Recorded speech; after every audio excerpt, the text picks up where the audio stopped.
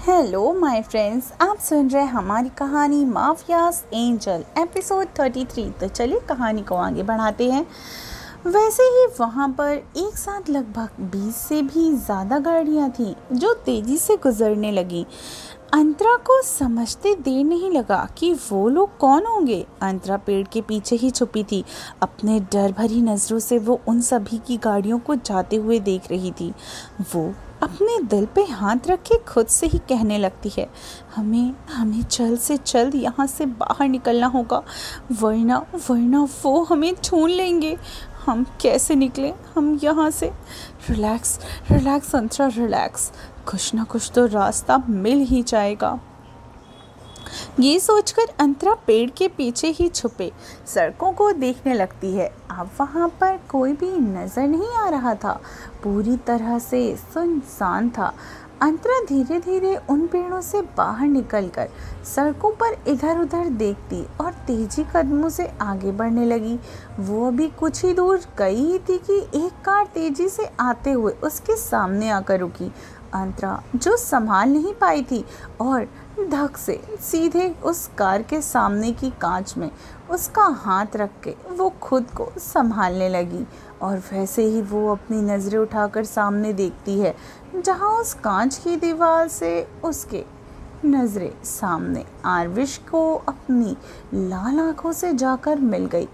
अंतरा आरविश को अपने सामने देखकर पूरी तरीके से कांपने लगी और जल्दी से खुद को संभालते हुए पीछे होती आरविश की आंखों में देखने लगती है, जो उसको ही एकटक देखे जा रहा था। अंतरा पीछे होते हुए अपना सिर ना में हिलाकर पीछे पलटकर अपनी पूरी ताकत लगाकर भागती है। आरविश उसको अपनी लाल आंखों से जाता हुआ देख रहा था और वैसे ही उसके पीछे कार स्टार्ट करके अंतरा के पीछे दौड़ने लगा। अंतरा पीछे पलटकर उस कार की तरफ देख रही थी जो तेजी से उसकी तरफ बढ़ रही थी और वो और तेजी से दौड़ने लगी। वैसे ही उसकी स्पीड धीरे धीरे कम होने चली गई और आरविश की कार उसके जस्ट सामने आकर रुकती है। आरविश कार से बाहर निकल के अंतरा को अपनी लाल आंखों से देखकर उसकी तरफ ही बढ़ने लगता है। अंतरा जो पूरी तरह से हाँफ रही थी, वो अपनी नज़रें उठाकर सामने देखने लगी, जहां आरविश उसकी तरफ बढ़ते ही जा रहा था। अंतरा उसको देखकर अपना सिर ना में हिलाकर पीछे होने लगी।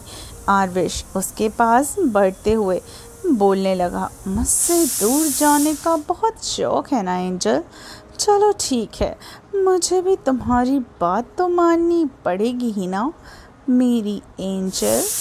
इसलिए तुम अब से हमेशा हमेशा के लिए इस आरविश ओबरॉय की कैद में क्या। इतना बोलते ही आरविश अंतरा के हाथों को पकड़कर अपने पास खींच लेता है और अंतरा आरविश से खुद को छुड़ाने की पूरी कोशिश करते हुए कहने लगती है, नहीं नहीं, आप प्लीज़ हमारे साथ ऐसा मत करिए, प्लीज़ ऐसा आप नहीं कर सकते हैं। हम इंसान हैं, कोई जानवर थोड़ी ना जिसे आप अपनी कैद में रखें। हम नहीं रहेंगे आपके कैद में, समझे आप, छोड़िए, हमें जाने दीजिए। आरविश उसको एक नज़र देखते उसकी बातों को पूरी तरीके से इग्नोर करके उसके हाथों को पकड़ते अपनी कार की तरफ बढ़ गया। अंतरा आरविश के हाथों को खुद के हाथों से छुड़ाने की पूरी कोशिश कर रही थी और वो बोले ही जा रही थी, छोड़िए हमें, छोड़िए हमें, हमें आपके साथ नहीं रहना है, छोड़िए हमें। पर आरविश अंतरा की बातों को पूरी तरीके से इग्नोर करके उसको कार में बैठाते हुए खुद ड्राइविंग सीट पर बैठकर एक हाथ से अंतरा के हाथों को पकड़ दूसरे हाथों से ड्राइविंग करते हुए तेजी से अपनी कार को विला की तरफ दौड़ाने लगा। इसी दौरान अंतरा आरविश की पकड़ से खुद को छुड़ाने की पूरी कोशिश कर रही थी, पर वो आरविश के मजबूत हाथों को हिला तक नहीं पा रही थी। कुछ ही देर में उनकी कार विला के अंदर जाकर रुकी। आरविश कार से बाहर निकलकर अंतरा के साइड का डोर ओपन करता है और उसके हाथों को पकड़कर उसको विला के अंदर ले जाने लगा। अंतरा रोते हुए खुद को छुड़ाने की पूरी कोशिश कर रही थी। अंतरा बहुत ज़्यादा रो रही थी। आरविश अंतरा को सीधे अपने कमरे में लेते हुए जाता है और वहाँ पर सर झुकाए खड़ी 3 लड़कियों को देखते हुए बोलता है, 30 मिनट हैं तुम लोगों के पास मेरी एंजल को रेडी करने में, कोई कमी नहीं होनी चाहिए, समझ में आया?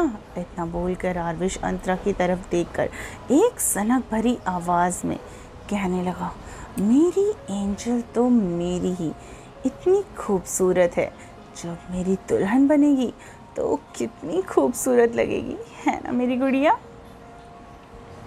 वहीं अंतरा जो रो रही थी, आरविश की बातें सुनकर शॉक्ड हो जाती है, उसकी तरफ देखने लगती है जो उसके चेहरे को देखकर उसके बालों को कान के पीछे कर रहा था। अंतरा उससे दूर होते हुए आरविश को देखने लगी और कहती है, आप नहीं ये आप क्या बोल रहे हैं विश? आरविश उसको देखते हुए बोला, यही कि मेरी गुड़िया आज मेरी दुल्हन बनेगी, अपनी विश की दुल्हन। अंतरा आरविश की बातें सुनकर चीखते हुए बोलने लगती, नहीं आप हमारे साथ ऐसा नहीं कर सकते विश, आप हमारे साथ ऐसा कुछ नहीं कर सकते। आरविश एक नज़र अंतरा को देखकर और फिर कहता है, आप हमारे साथ, मैं बिल्कुल ऐसा कर सकता हूँ, बिल्कुल। अंतरा उसके पीछे जाने की पूरी कोशिश करने लगी और कहती है, नहीं विश, नहीं, आप हमारे साथ ऐसा मत कीजिए, प्लीज़ विश, आप हमारे साथ ज़बरदस्ती शादी नहीं कर सकते, हम नहीं करेंगे ये शादी, हम कभी भी नहीं करेंगे, जाने दीजिए हमें, हम आप जैसे हैवान से किसी भी तरीके से रिश्ते में नहीं बन सकते।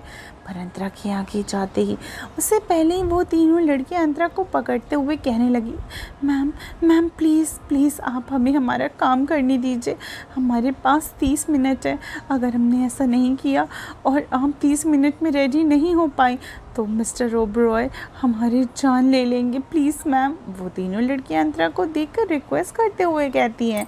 अंतरा उनकी बातों को सुनकर अपने ही आंसू भरी नज़रों से उनकी तरफ देखने लगती है और उन लड़कियों को घूर रही थी।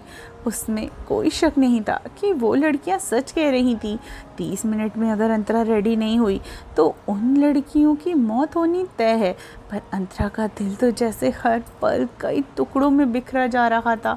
उसे समझ में ही नहीं आ रहा था कि आखिर वो क्या करे। पूरे 30 मिनट के बाद उस कमरे का दरवाज़ा खुला और आरविश गोल्डन कलर की शेरवानी पहने, सर पर सेहरा लगाए, पूरी तरीके एक दूल्हे के रूप में तैयार था। जो देखे वो देखता ही रह जाए। उस लुक में आरविश को ज़्यादा ही हैंडसम लग रहा था। वो रूम में अंदर आकर उसकी नज़र सीधा सामने की तरफ गई, जहाँ उसके कदम वहीं थे वहीं रुक गए और सामने देखता ही रह गया, क्योंकि बेड पर लाल जोड़े और गहने से सजी अंतरा उस दुल्हन के लुक में इतनी खूबसूरत लग रही थी कि देखने वाले की नज़र ही ना हटे। एक ऐसा चांद जैसे चमक रहा था उसका, जिसे देखते ही सामने वाला अपनी नज़रें हटाना ही भूल जाए और ना चाहे। वही अंतरा अपनी सर को झुकाए हुए बैठी थी।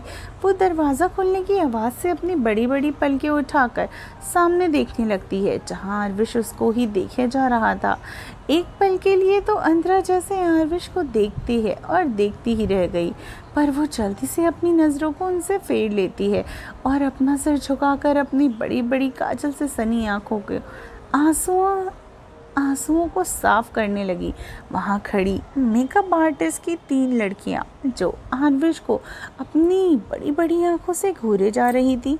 तभी आरविश की तेज़ आवाज़ उन तीनों के कानों में पड़ती है, गो। वैसे ही वो सभी अपने होश में आ जाती हैं और नज़रें झुकाकर जल्दी से वहाँ से बाहर चली जाती हैं।